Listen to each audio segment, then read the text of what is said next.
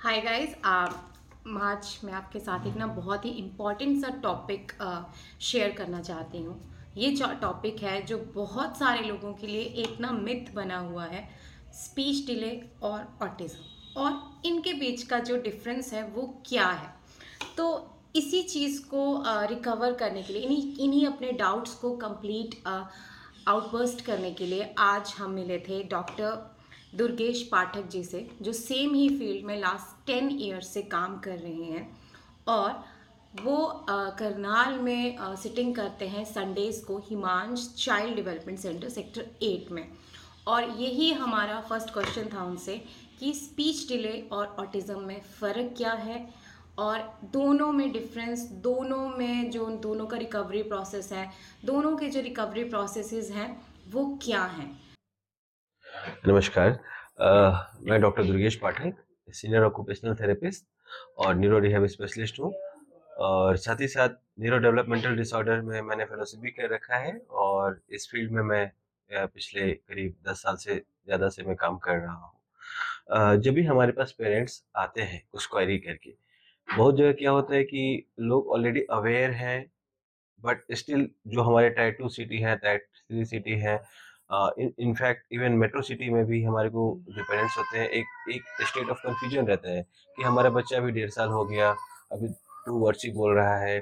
हमारे बच्चे थोड़ा अजीब तरह से बिहेव करते हैं, जैसे और बच्चे हैं नहीं कि हैंड की हमारे को जैसे ऐसे हाथ ये करना या गोल गोल घूमना या फिर एक जगह टिक के नहीं बैठना। तो क्या हमारे बच्चे को कहीं ऑटिज्म तो नहीं है?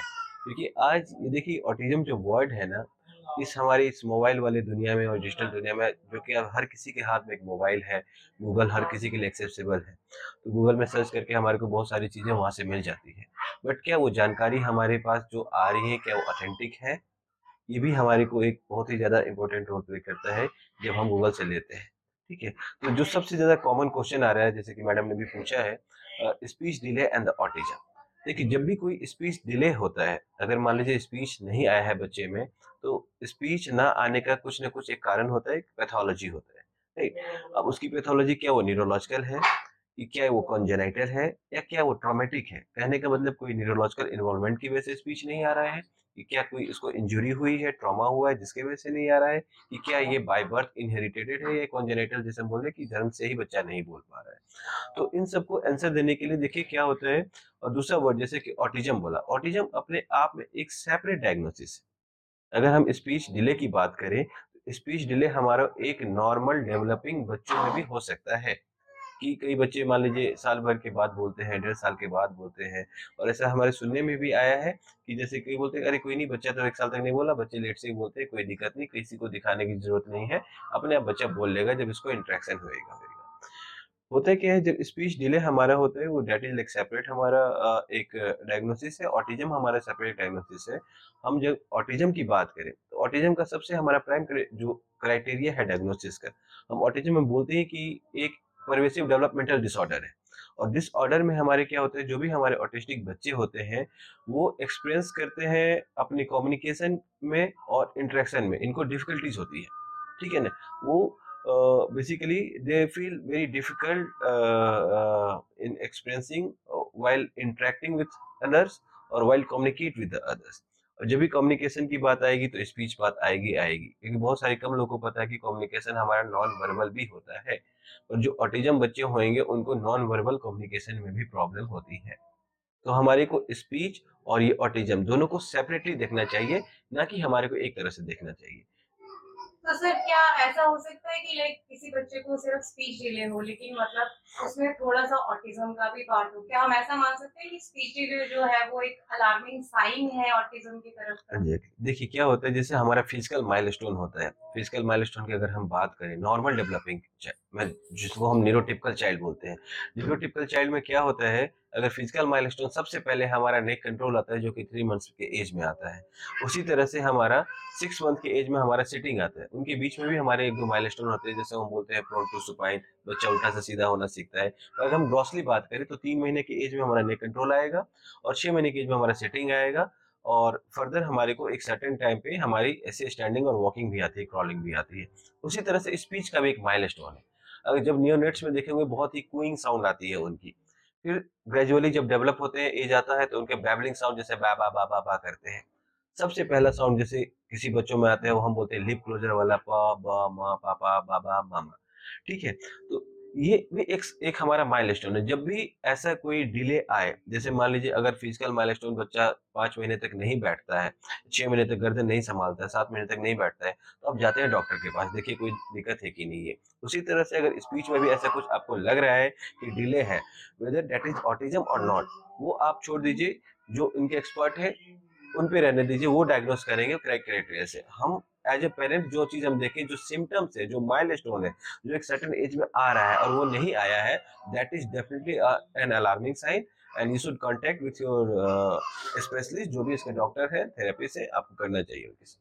तो कई बार सर ऐसा होता है कि जैसे बच्चा 1 डेढ़ साल का है, वो चलना शुरू कर गया है, वो मम्मा पापा या नाम लेना शुरू कर चुका है, लेकिन उसके बाद क्या होता है कि वो सडनली चुप हो जाता है।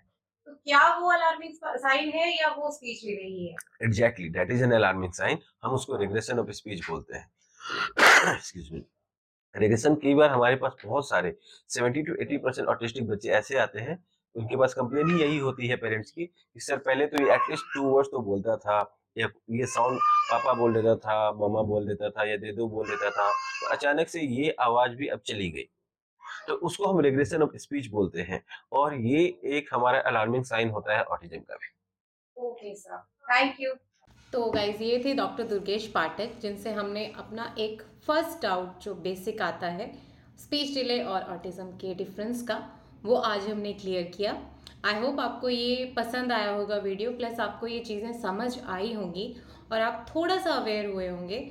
और ऐसा है गाइस कि अवेयरनेस बहुत ज़रूरी है। Mostly 90% of the time parents जो होते हैं वो डरते रहते हैं, या फिर सोसाइटी के डर से ही थोड़ा सा हम बैकआउट कर लेते हैं। अभी और कभी भी अपने बच्चों की रिस्पॉन्सिबिलिटी आपकी है, तो मुझे नहीं लगता है कि आपको कभी भी बैकआउट करना है। If you are getting some kind of problem, if you are getting some kind of science, आपको पॉपअप कुछ भी हो रहा है, आपको उसके स्पेशलिस्ट से मिलना चाहिए। ये कोई डिसीज़ नहीं है, ये एक ऐसी चीज़ है जो ठीक हो सकती है अगर हम सही समय पे सही चीज़ें करना शुरू करें तो। ये एक पूरा सीरीज चलेगा गाइस। ये अब हमारा फर्स्ट क्वेश्चन था कि क्या डिफरेंस है। इसके बाद हमारे बेसिक जितने भी क्वेश्चंस होते हैं वो सब हम इस सीरीज में कंप्लीट करेंगे। पर वीक हम एक वीडियो प्लस रील्स डालेंगे कि आपको क्या करना है, कैसे करना है। मैं आपको इस सेंटर का एड्रेस पॉपअप कर दूंगी, लिंक में डाल दूंगी, मैं साथ में मेरी स्क्रीन पे भी आपको पॉप आउट हो जाएगा। आप कभी भी इनसे मिल सकते हैं। प्लस संडेज को दुर्गेश पाठक जी करनाल सेक्टर 8 में सिटिंग करते हैं। आप वहाँ पे आके मतलब कॉल करके अपॉइंटमेंट ले सकते हैं, आके इनसे मिल सकते हैं, अपने डाउट्स क्लियर कर सकते हैं। अगर आपके बच्चे को किसी थेरेपिस्ट की या किसी भी थेरेपी की ज़रूरत है तो आप वो करवा सकते हैं।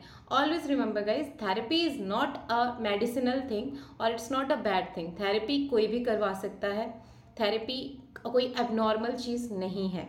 तो please like, share and subscribe and wait for the next video. Thank you.